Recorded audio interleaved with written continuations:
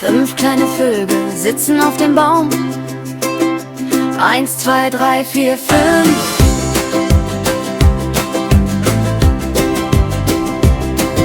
Sie zwitschern und piepsen, fröhlich wie im Traum. Einer flog davon, mal sehen, was ich seh. Wie viele kleine Vögel sitzen jetzt noch im Geäst? 1, 2, 3, 4. 4 kleine Vögel. 4 kleine Vögel. 4 kleine Vögel spielen in der Sonne. Mit ihren Flügeln wedeln, oh, wie sie das können. Einer flog davon, dann waren's nur noch 3. Wie viele kleine Vögel sitzen jetzt noch auf dem Zweig? 3 kleine Vögel. 1, 2, 3, 4 kleine Vögel. 4 kleine Vögel. 3. 3 kleine Vögel, fleißig wie nie. Sie bauen ein Nest hoch oben im Baum. Oh, wie einer flog davon und dann waren's nur 2.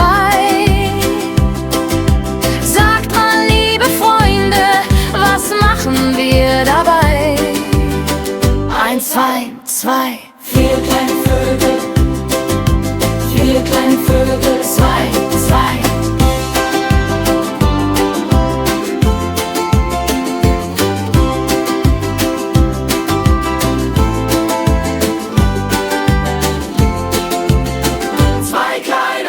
2 kleine Vögel.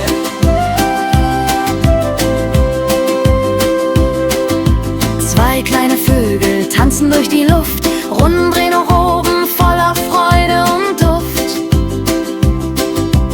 Einer flog davon und ließ nur ein zurück.